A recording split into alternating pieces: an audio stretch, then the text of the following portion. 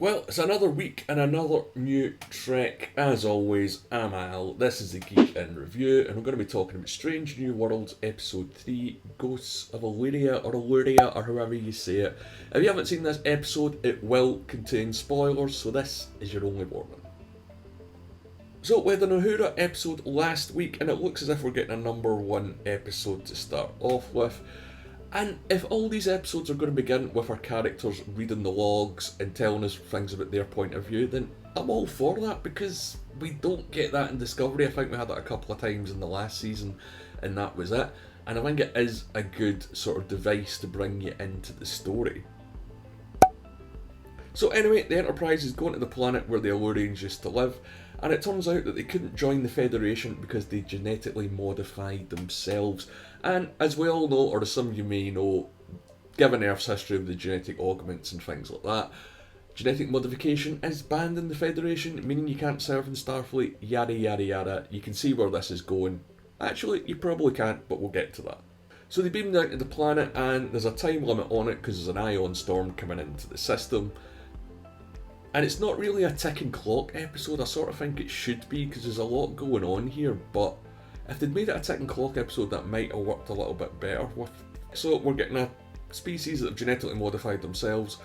We've got Lan, Nooney and Soon on. You should really be able to work out where this story is going to take us. Now, I like pretty much everything on here. We get the sexy away team jackets. We get an ensign looking where he shouldn't be, and we've yet to have a red shirt killed, and I really thought they were going to do it this week, but they keep teasing us because we knew that Sam Kirk wasn't going to get killed last week, for God's sake. And the away team have got some problems beaming back, but Hemmer saves the day. And while we do get more of him in this episode, it is all business. We don't really learn anything about him. But what I will say is we do get quite a few scenes in the engine room in this episode, and I like it. It looks really good. It looks the way an engine room should look, and we're seeing it straight away. Are you listening to me, Star Trek Discovery? It's been 4 seasons and we've still not seen the fucking thing. Anyway, number one in the away team all managed to get back to the ship, apart from Pike and Spock, who are stranded on the planet. And then, you know, when she presents this to the crew saying, oh, we're going to have to, I'm in charge, we're going to have to just wait it out and things like that, they sort of try and build this dramatic tension with her taking the seat on the bridge, but we know that she's done this before, so for me it didn't really build anything to the character or add anything to it, and it felt kind of odd that it was just sort of forced in there. But anyway, shock horror, the ensign that was looking into stuff he shouldn't have been looking into on the planet is now acting weird, and everyone that was on the mission seems drawn to light like a moth. So they do all the good medical stuff and nothing's showing up in the doctor's scans. And again, what I said about engineering, I've got to say about sickbay, it is absolutely huge.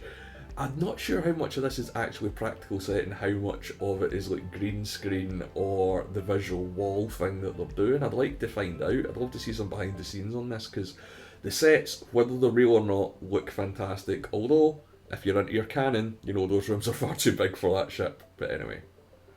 So the sort of B storyline here is Pike and Spock are stuck on the planet, and they might be in danger because of beasts on the planet. I mean, at the end of the video I'll explain why this doesn't matter.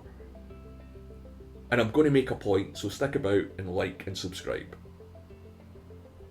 So number one looks into the history of the planet and the Illyrians, and then Lan comes in and gives this speech about not using genetic tech, and she does confirm that she's related to Khan, but she doesn't really seem to indicate that she's got any of his abilities like intelligence or strength. So the questions are still there for, has this been in her? Is it in other members of the family? Has this been an issue in the past? Is it going to be an issue in the future? But she gets sick before we can get any more information, and the virus is spreading throughout the ship. Now, this is where the episode sort of lost me. So the ship is on lockdown, but the crew are still wandering about to give each other reports. Couldn't they just call and send it over? But this is where the episode lost me. The ship is supposed to be on lockdown to prevent the virus, but the crew are still wandering about giving reports to each other instead of sending it or just calling them over the comms. And we've been through a lockdown ourselves, so the fact that they weren't really sticking to this and they didn't really make a huge point of it took me out of the show quite a lot. I mean, Hemmer walks to sickbay Number 1 and Uhura walk back to her quarters. It's not really lazy writing, it's just bad. I mean, I get that people might not want to be forced to remember the lockdown or the pandemic, but in parts of the world it is still going on. So to say that there's a lockdown on the ship and then have the crew disregard that, yeah, that doesn't really work for me, I'm afraid. But anyway, they work out how it's transmitted and what it does, but I don't think at any point throughout the episode they say that the virus is going to kill anyone. It doesn't seem to be lethal, it just seems to cause minor sunburn from the people that get it. So again, where are the stakes? This should be a ticking clock episode, but it's not. There's a virus that doesn't really seem to have any drastic, dramatic, lethal effects for the crew, and there's a lockdown on the ship that everyone's ignoring. And Pike are still on the planet, and they realise that these Illyrians were trying to remove their modifications to join the Federation. So I guess that the Federation are back to being the good guys after being the bad guys in Discovery Season 1, Season 2 and Picard Season 1. And it turns out that there's a beast on the planet with them, and at this point I just thought, well, the beasts are going to be the colonists that they're looking for, and yet Spock puts that together. So the colonists threw themselves into the storm and then became these MGBians. We don't really need to worry about the rest of it. And then Number 1 reveals that she's an Illyrian, and she just blurts it out in sickbay, and no one really reacts to it, which I thought was really weird. She's the only one that's not sick, so she's got to save the ship. And again, you get the idea. We've been here before with 7 of 9 on Voyager and Data on the Next Generation. It happened loads of times. And it's the fact that she's got to save the crew from themselves. There's no other jeopardy or tension here. And the way that she saves it, I'm not going to ruin it, but the cure to the disease, oh yeah, this is sort of getting into these dangerous Kurtzman tropes. I have to say, it's conveniently bad, let's just put it that way. This episode isn't Picard level writing of bad, far from it. This episode isn't great. It's just an average Star Trek episode. And I suppose from a certain point of view, most of Star Trek is just that. I don't mind some filler if I'm honest, but this show has built some of its characters up pretty well so far. But this Number 1 episode didn't work for me in any way, shape or form. I mean, what we learned about her didn't really affect or change anything. The ending in The Cure felt lazy, and yeah, we've seen lazy writing before in Star Trek and we know how it ends. And the whole thing that she hid her genetic identity or her race to join Starfleet didn't make sense. Wouldn't they do physicals on her and realise that she's not human? Or were these Illyrians just passable humans? So how did she get this far in her career? And the whole thing about her revealing her backstory and her identity didn't make sense. Why are they sort of hammering in Number 1 having a genetic identity that she's hiding and not La'an? That to me doesn't make any sense, and I fear the phrase subverting expectations is going to be used as a defence for this. But why would you give a character that doesn't need this backstory it? When you already have primed people's expectations with La'an that we're going to get some history on her genetic background and her abilities, and why she maybe has to hide that in Starfleet, and instead they've all put it onto Number 1. So yeah, this has kind of lost me a little bit. But there is more to this episode. We find out that Dr. Mbenga's got a secret. His daughter has an incurable disease, so she's trapped in the transporter pattern buffer to keep her there until he can find one and save her. And yeah, the Kurtzmanisms are really starting to set in here. They're really a lot more present in this episode than they have been in the first 2, and I think this is going to be the start of the drop-off for Strange New Worlds for me. They say that this show is going to be very episodic, but clearly they're setting things up with Mbenga's daughter.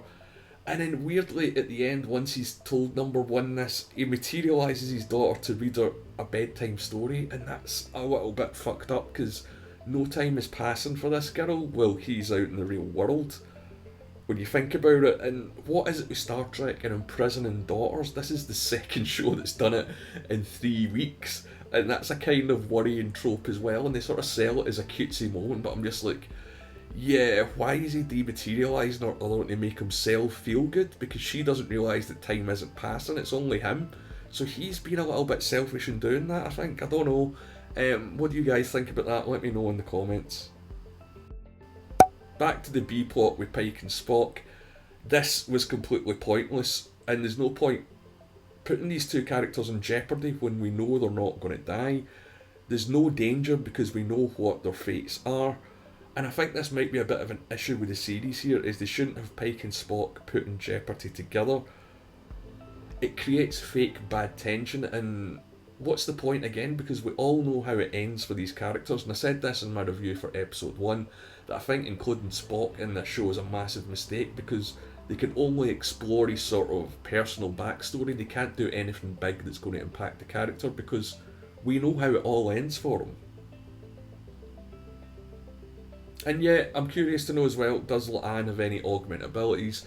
She does mention her past and that she got a bit of a hard time as a child, but we do need more on this, and I think it's episode 5 we're going to get the Gorn coming into it, so we're going to get La'an's backstory there, and I'm pretty sure there's going to be a trauma, because she's already mentioned that there has been in episode 1, and Uhura had a trauma last week, and number 1 had a trauma confessing the truth this week. So that's 3 weeks, 3 traumas. I am keeping score.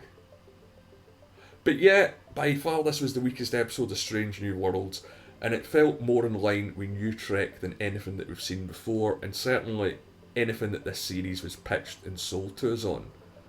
While I still have hopes for the show, what I'm going to say is measure your expectations. One good episode doesn't make a season, and a good start doesn't mean anything at all if you fuck up the middle and the ending. But these are just my views. Let me know what you think in the comments below, or you can follow me on Twitter at The Geeks Reviews. My name's Al, thanks for watching.